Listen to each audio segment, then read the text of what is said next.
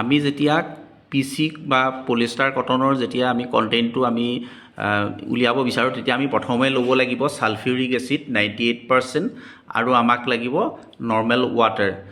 আমি প্ৰথমতে sulphuric acid 70 ml ল'ম, 70 ml ছালফিউৰিক এচিড আৰু 30 ml ৱাটাৰ, আৰু তাৰপিছত আমি ইয়াৰ এটা সলিউশ্যন বনাম। এইটো আমাৰ ছালফিউৰিক এচিড আৰু পানীৰ সলিউশ্যন, যিটো 70% কনচেনট্ৰেট।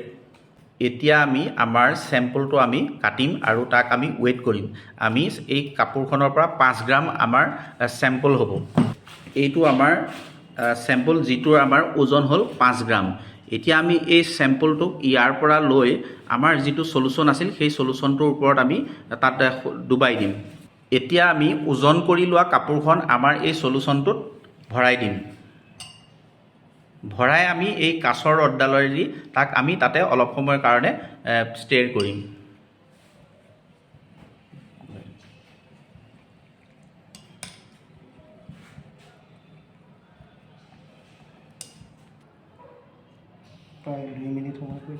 আমি কমেও ইয়াক 1 পৰা 2 মিনিট আমি ইয়াতে ডুবাই ইয়াক লৰাই থাকিম।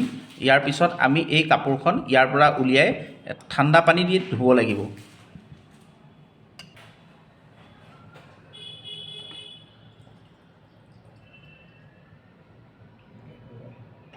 এতিয়া আমি কাপোৰখন এই বাল্টিটোত থকা পানীত ভৰাই দিম।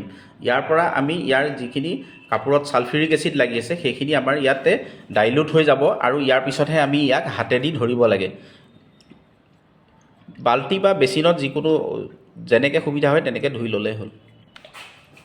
এতিয়া আমি কাপোৰখন হাতেদি ইয়াক ৰিন্স কৰিম। ইয়াক আমি ইয়াৰ পানীখিনি ইয়াৰ পৰা চেপি উলিয়াই দিম।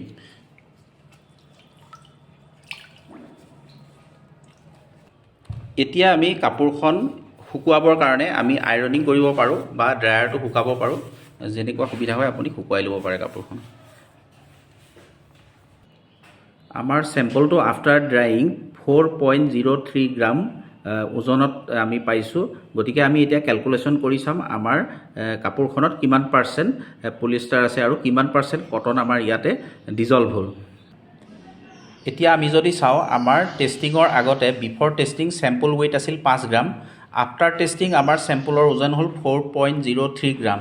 গতিকে আমি প্ৰেজেন্স অফ পলিষ্টাৰটো যদি চাওঁ, 4.03 ডিভাইড বাই 5 × 100 ইজ ইকুৱেল 80.60%। আৰু আমাৰ ইয়াতে প্ৰেজেন্স অফ কটন হ'ব 100 - 80.6 ইজ ইকুৱেল 19.40%। গতিকে এইটো হ'ল এটা সহজ মেথড, যিটোৰ দ্বাৰা আমি পলিষ্টাৰ আৰু কটনৰ কিমান কণ্টেইন আছে, প্ৰেজেন্স আছে বা পাৰ্চেণ্টেজ কিমান হ'ব পাৰে সেইটো আমি ইয়াৰ দ্বাৰা উলিয়াব পাৰোঁ। Thank U.